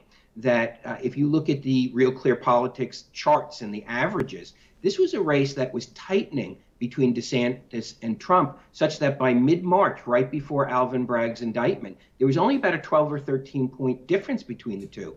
Alvin Bragg drops his indictment, all of a sudden Trump's up 35 points, and he hasn't looked back since. And he has widened that, not because he's gained more success, more support, but DeSantis has gone down. So Trump has milked these for everything there is. His fundraising, there were many reports before the Alvin Bragg campaign indictment that his campaign was running out of money. And they raised then $35 million within a matter of days. So Trump has expertly exploited these indictments. And I think the question is going to be, is that going to continue? Because if you look at the fundraising numbers his campaign has released, and I'm maybe off in the exact numbers, but I'm not off in proportionality. It was, I think, $30 million after the first, and then it was, $10 million after the second, and then they waited weeks to release the third, and I don't think they've released any numbers about the fourth. So while there absolutely has been a surge of rally around support for Trump, I wonder how long that's going to last. As people move into November and December and start voting in January, is there going to be a fatigue where people are going to say, look, he's being treated wrongly, he's being treated unfairly, but we just can't win with him. And so I don't know that the political part has been written yet. Angie, to William's point in taking the politics out of this, other co-defendants were also subject to similar terms, but only Trump's bond document explicitly listed out examples of acts that would violate that order. What do you make of that? Yeah, well, Trump not tweeting, that's going to be a major problem. He's got surrogates. He's got lots of surrogates and proxies ready to go to spread the message. So I'm not so worried, even if it's not coming directly from his account. Certainly, he can get his message out there. I think that all of this, I think Trump is actually kind of enjoying this. You can see that he's quite relaxed. Even on his on the tarmac just now, he was very relaxed in his speech. He just got arrested again, right? He had 4 times this year, and he looks like he's about to go for a cocktail. I know he doesn't drink, but he was very relaxed around. I love that because you can tell he is enjoying himself. He is campaigning. This is his campaign. He knows that that little 15-second clip is going to be played over and over again all night long. It's going to hit the evening news, and it's going to be played around the world because everyone is watching this election going, what is the U.S. doing? It is just insane. And I certainly can tell you that, I used to be a former news editor in Hong Kong. Everyone there is watching it. It's going to be on the front page of the South China Morning Post tomorrow because it's so ridiculous, because now we're mimicking other. We used to criticize China. We used to criticize all these other countries, and we're doing it ourselves. So we're going to be hypocrites tomorrow on the world's media. Speaking of clips that go viral around the world, there was one from last night's debate I'd like to pull up and get your reaction, David, where all of the candidates were asked whether or not they would support the former president, even if he was to be convicted. If former President Trump is convicted in a court of law, would you still support him as your party's choice? Please raise your hand if you would.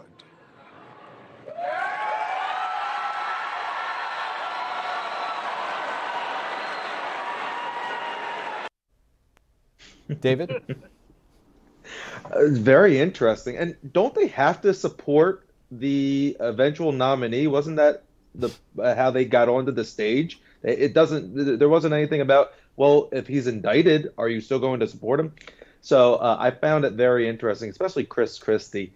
Being a New Jersey guy, I know Chris Christie, not personally, but I know his politics, and I know people that do know him and stories about him and what he's done.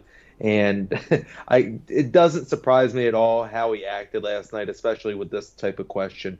I do want to jump back to Angie's point, though, if I could, just for a second, regarding how Trump acted today. It was very interesting to me. He was very calm, cool, collected.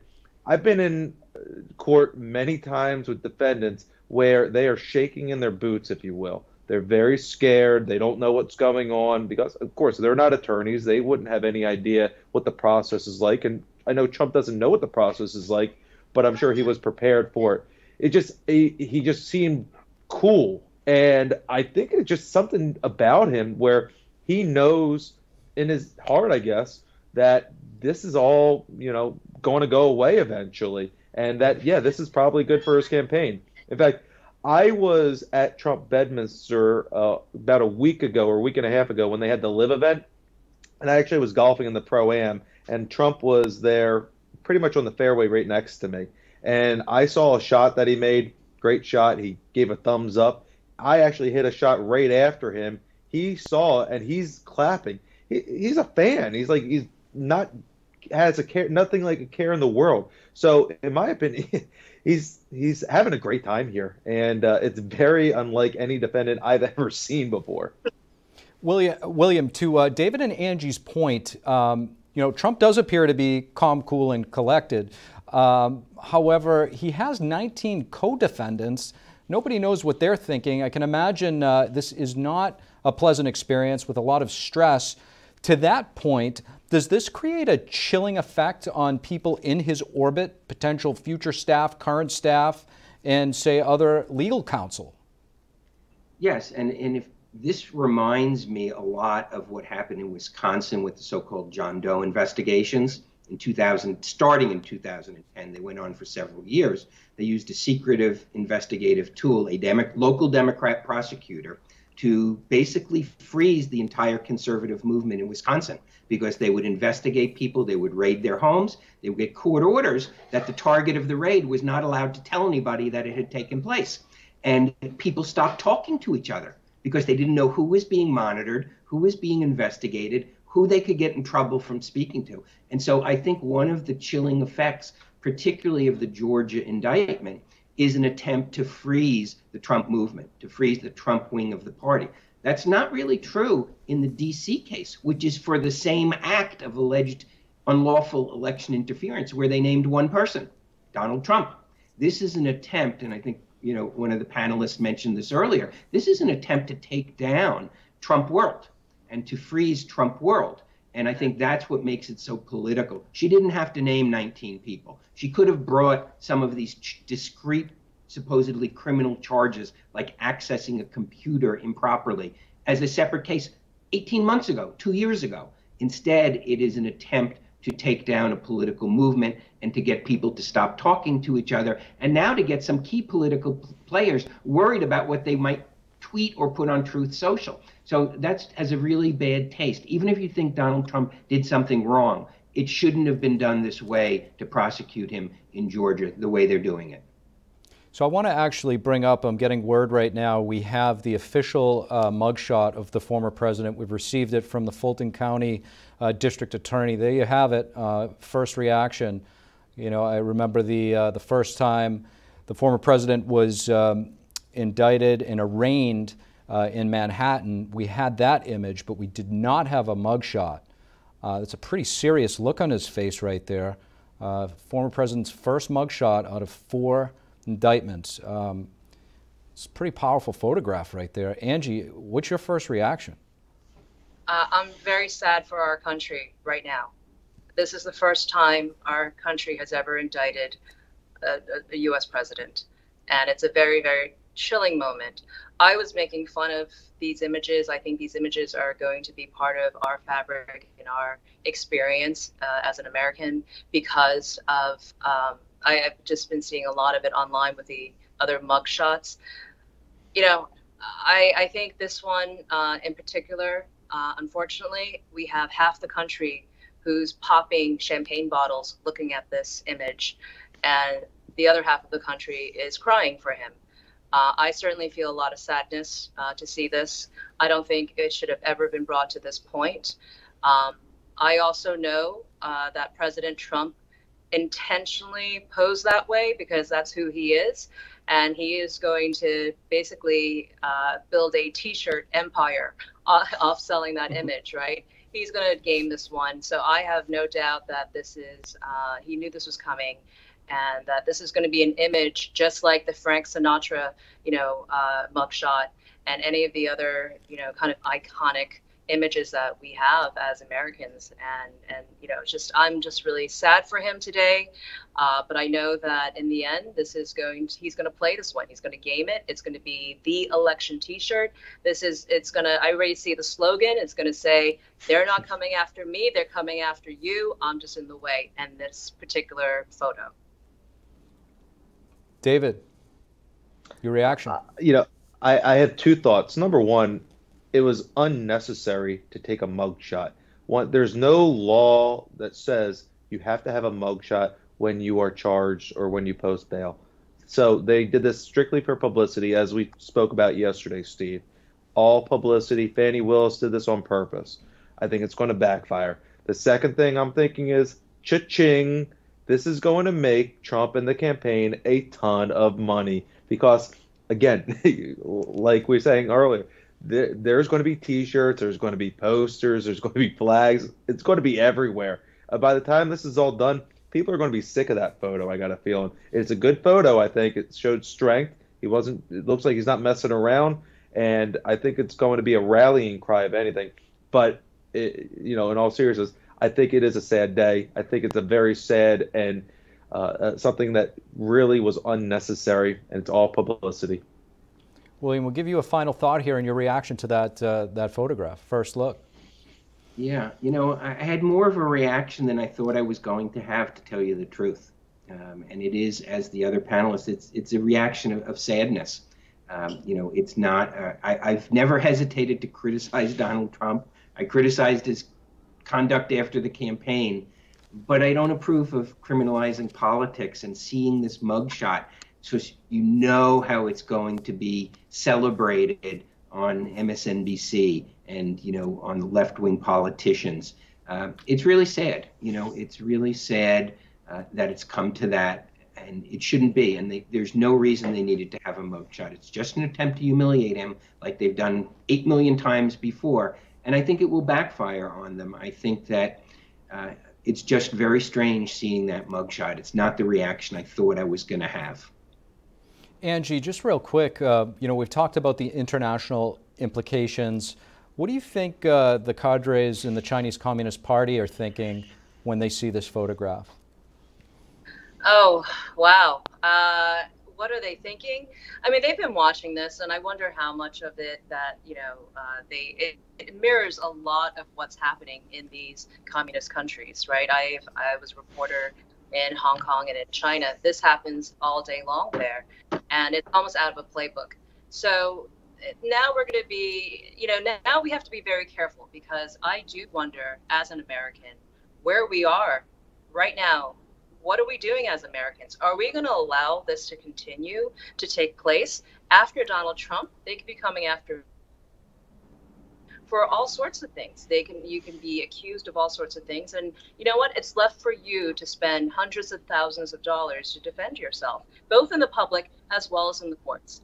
And that is what I'm seeing. And I have chills thinking about this, because I think we're all of reasonable mind here, and we all can see what this is. Not only is it election interference, this is a real kind of play for what is truth. And where's that line where, we have to defend ourselves? Are we slipping into some kind of quasi-communist state? I mean, if we're going to allow the DOJ and our state attorneys to do this to American citizens, and not fight back now, I just don't know how much power we're giving up. And that's why we're all here speaking about this. Unfortunately, we are out of time. Thank you so much to our expert panel. Excellent analysis and perspective. Angie Wong, David Gelman, William A. Jacobson, thank you so much for joining us. Thank you. Thanks for having me. And this does conclude our special coverage of former President Trump surrendering in Fulton County, Georgia. NTD and the Epoch Times will be following all of these cases closely, as well as the 2024 race for the White House. I want to thank you for watching tonight, and remember to always seek the truth. Good night.